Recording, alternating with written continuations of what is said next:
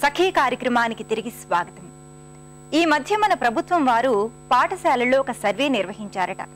పాఠశాల స్థాయిలోనే మగ విద్యార్థులు తమ తోటి విద్యార్థినులను వేధిస్తున్న సంఘటనలు అనేకం చోటు చేసుకున్నాయట.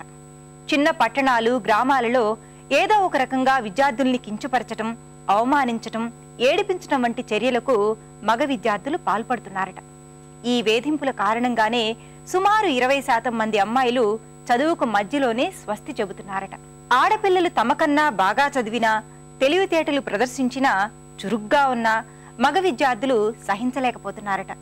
ప్రభుత్వ సర్వేలే కాదండి, జాతీయ స్థాయిలో పనిచేస్తున్న అనేక మహిళా సంఘాలు కూడా ఇదే విషయాన్ని చెబుతున్నాయి.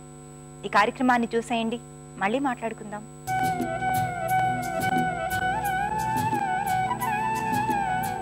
నమస్కారం.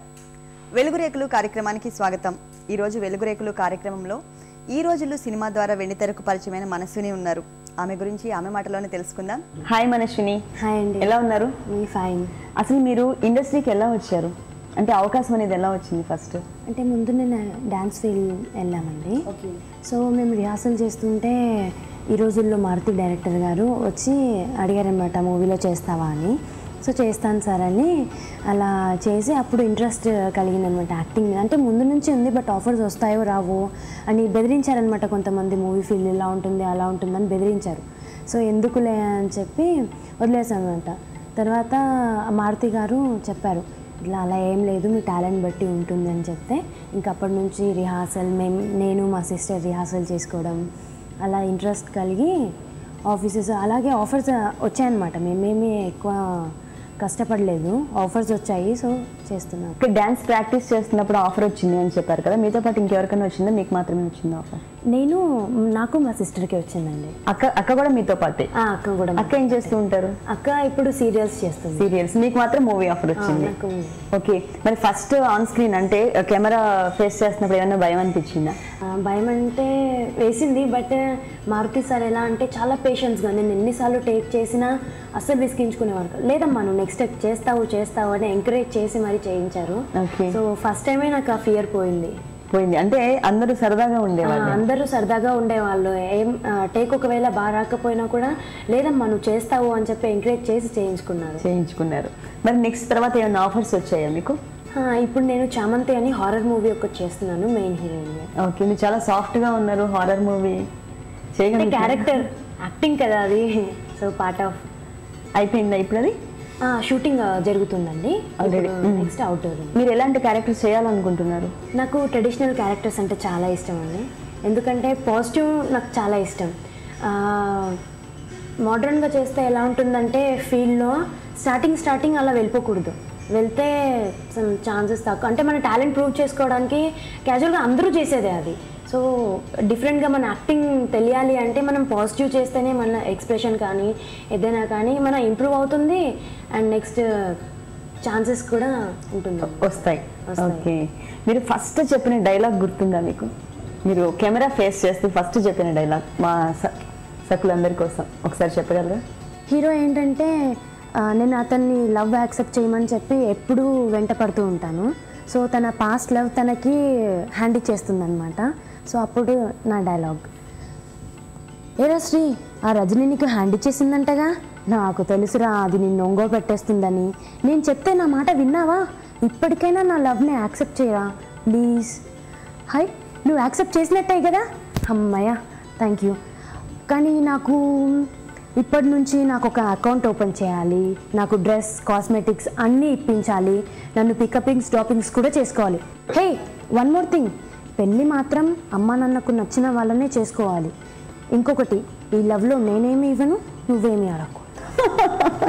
ఈ డైలాగ్ చెప్పినప్పుడు డైరెక్టర్ ఏం చెప్పారు ఫస్ట్ మీకు? అంటే బాగా చెప్పావు అని అట్లా ఎంకరేజ్ చేశారా, లేకపోతే మళ్ళీ వన్ మోర్ చేద్దాము అట్లా? లేదు సార్, అలా ఏం చెప్పలేదన్నమాట. ఇంకా బెటర్మెంట్ చేసుకోవచ్చని వన్ టైం చెప్పారు అంతే. నెక్స్ట్ టైం అంతా చాలా బాగా చేసావు సార్, ఇలా చేస్తావు అనుకోలేను, కంపల్సరీ టేక్స్ పడతాయి అనుకున్నాను. కానీ ఇంత 2 pages డైలాగ్స్ హాఫ్ అన్ అవర్లో అయిపోయింది షూట్. మీ రోల్ మోడల్ ఎవరు? అంటే ఇప్పుడు చాలా మంది చెప్తుంటారు సావిత్రి అంటే ఇష్టం, లేకపోతే శ్రీదేవి అంటే ఇష్టం. మీకు ఎవరంటే ఇష్టం? నాకు జయసుధ గారు ఇష్టం, సహజ నటి అంటారు కదా. సో తను యాక్టింగ్ చేస్తే ఒక మదర్ అంటే రియల్గా అలాగే ఉండాలి అన్న మనకు ఆ ఫీలింగ్ వస్తుంది. సో నాకు తనంటే చాలా ఇష్టం. చాలా ఇష్టం. అసలు ఏ చిన్న రియల్గానే ఉంటుంది, లవ్ చూపించినా రియల్గానే ఉంటుంది. అన్నీ చాలా క్యాజువల్గా చేస్తారు తను. సో నేను తననే ఎప్పుడైనా నాకు ఏదైనా డౌట్స్ వచ్చినా ఏదొచ్చినా మా మదర్ చెప్తారు, ఇలా ఉంటుంది, అలా చేయకూడదు, స్క్రీన్లో ఇలా కనిపిస్తుంది, నువ్వు అలా చెప్పకూడదు, ఇంకా చేయదని మా మదర్ చెప్తూ ఉంటారు. డాన్స్ ప్రాక్టీస్ చేస్తున్నప్పుడు ఈ ఆఫర్ వచ్చింది అని చెప్పారు కదా, అంటే ఈ ఆఫర్ వచ్చింది కాబట్టి ఓకే ఈ ఫీల్డ్లోకి ఎంటర్ అయిపోయినట్టే. ఇది రాకముందు అసలు ఏమవ్వాలని మీకు? అంటే మంచి డాన్స్ నేర్చుకుని యాజ్ ఏ లీడ్గా నేను పర్ఫామ్ చేయాలి అన్న దాంతోనే మేము ఫుల్ రిహార్సల్ చేసేవాళ్ళం అనమాట. ఈవినింగ్ 4 to నైట్ 9 o'clock చేసేవాళ్ళం మా హరి మాస్టర్. సో మాకేం ఫీజు తీసుకోకుండా ఏం తీసుకోకుండా ఇంత బాగా చాలా నేర్పించారు. సో ఆయన వల్లే మేము ఇంత స్టేజ్కి వచ్చాము అని అనుకుంటాం, డాన్స్ వల్ల. అండ్ తర్వాత సత్య మాస్టర్ దగ్గర క్యాజువల్గా షోస్ చేస్తూ ఉండేవాళ్ళం. సో ఆయన దగ్గర కూడా 50% అనమాట. సార్ దగ్గర బేసిక్స్ నేర్చుకున్నాం, సత్య మాస్టర్ దగ్గర పర్ఫెక్ట్ అయ్యాము. ఓకే, ఇప్పటి వరకు మీరు అసలు మూవీస్లోకి ఎలా ఎంటర్ అయ్యారో తెలుసుకున్నాం కదా. ఇప్పుడు నేను మీ పర్సనల్స్ అడుగుతాను. అసలు మీరు ప్రాపర్ ఎక్కడండి? మీరు పుట్టింది పెరిగింది, అలాగే మీ స్టడీస్? నేను పుట్టింది పెరిగింది కర్ణాటక బోర్డర్ జైరాబాద్ అండి. అండ్ అక్కడే స్టడీ కూడా అక్కడే కంప్లీట్ అయిపోయింది. ఇక్కడికి వచ్చి 3.5 years అవుతుంది. హైదరాబాద్ వచ్చి. Okay, study discontinue. ఓకే, ఎంతవరకు చదువుకున్నారు? I complete my 12th standard. Me parents మీకు ఎలా సపోర్ట్ చేస్తారు? అక్క కూడా ఇప్పుడు ఇదే ఫీల్డ్, అంటే కాకపోతే అక్క ఏంటంటే సీరియల్స్లో చేస్తున్నారు, మీరు మూవీస్లో. పేరెంట్స్ ఎలా సపోర్ట్ చేస్తున్నారు? పేరెంట్స్ చాలా బాగా సపోర్ట్ చేస్తారండి. మాకు షూటింగ్స్ ఉన్నప్పుడు కానీ మార్నింగ్ 5 o'clock ముందు మా మదర్ లేస్తారు. నా కాస్ట్యూమ్స్ ఏమన్నా ఉంటే అన్నీ చూసేసి నన్ను లేపుతారు. ఫ్రెష్ అయిపోయిన తర్వాత మా మదర్ నాతో వస్తారనమాట. అమ్మ వస్తుంది.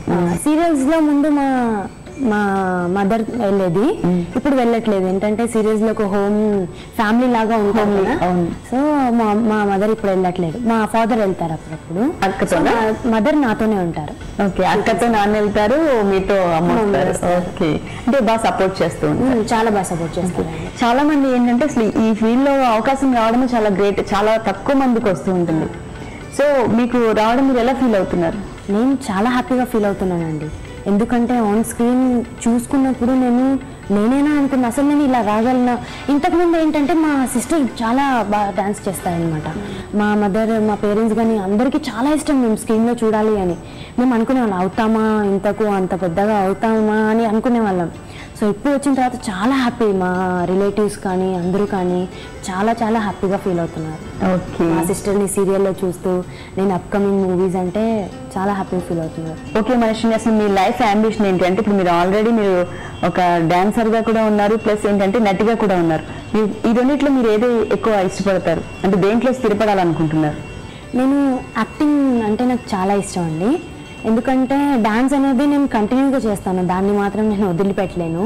యాక్టింగ్లో నేను ఒక బెస్ట్ యాక్టర్ అనిపించుకోవాలి అంటే యాజ్ ఎ హీరోయిన్గా అయినా సరే, సైడ్ రోల్ అయినా సరే చాలా బాగా యాక్ట్ చేస్తుందన్న బెస్ట్ యాక్టర్గా ఉండాలని చెప్పి అనిపించుకోవాలని చెప్పి అనుకుంటున్నాను. ఓకే మనస్విని, మీరు ఒక మంచి స్థాయికి రావాలని, మీరు అనుకున్నటువంటి క్యారెక్టర్స్ చేయాలని సఖీ ద్వారా మనస్ఫూర్తిగా కోరుకుంటున్నాం. Thank you very much. Thank you so much.